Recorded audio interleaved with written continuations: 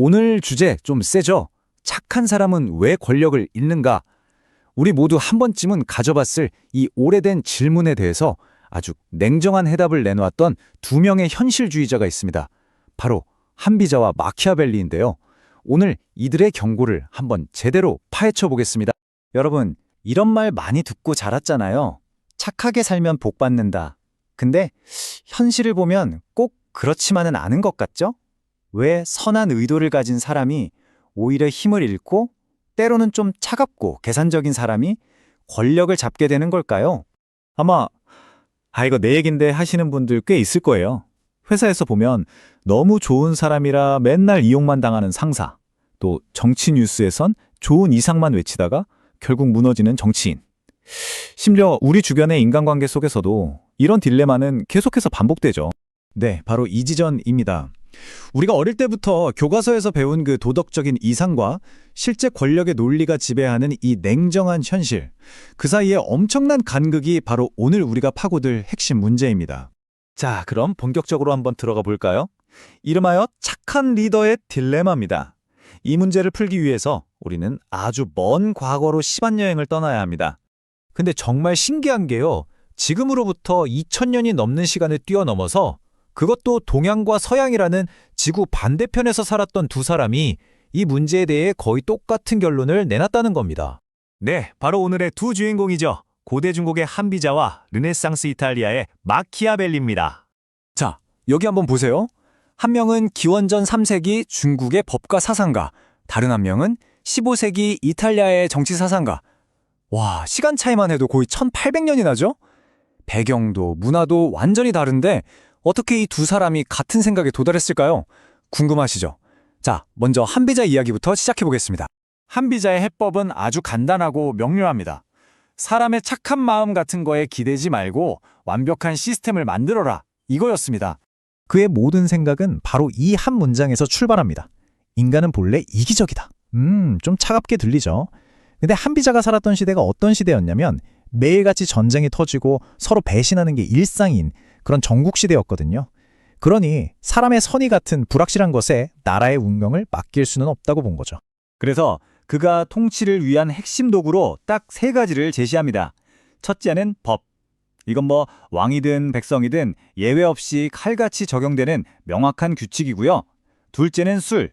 이건 신하들의 속마음을 꿰뚫어보고 그들을 통제하는 군주만의 정치 기술이죠.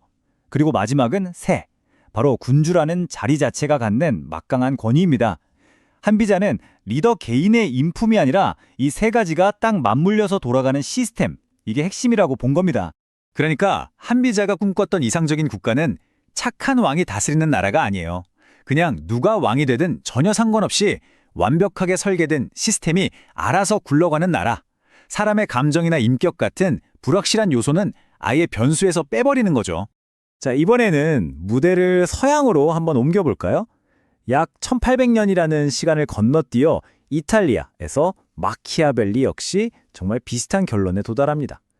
그의 메시지는 딱 이거였어요. 제발 환상에서 깨어나 현실을 좀 봐라. 그가 살았던 르네상스 이탈리아는요, 정말 혼돈 그 자체였습니다. 작은 도시 국가들끼리 서로 배신하고 전쟁하는 게 일상이었죠. 심지어 교황마저 세속의 군주처럼 행동하던 기존의 도덕이 완전히 무너진 시대였어요. 이런 현실 속에서 착한 정치는 그냥 사치에 불과했습니다. 그래서 그가 쓴 책 군주론에서 이렇게 충격적인 조언을 합니다.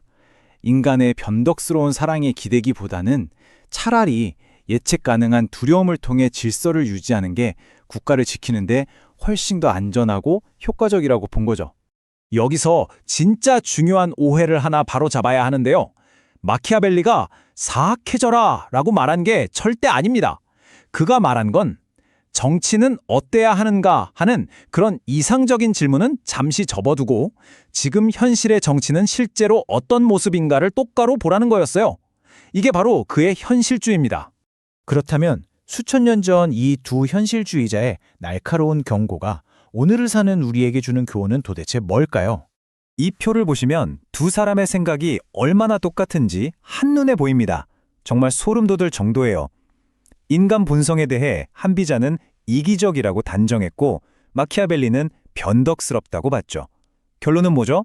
둘 다 믿을 수 없다는 겁니다. 그래서 둘 다 도덕을 정치의 중심에서 분리했고요. 그 대안으로 한비자는 시스템을, 마키아벨리는 군주의 강력한 결단력을 강조했습니다. 시대와 장소를 초월해서 이렇게까지 닮을 수 있다니 정말 놀랍지 않나요?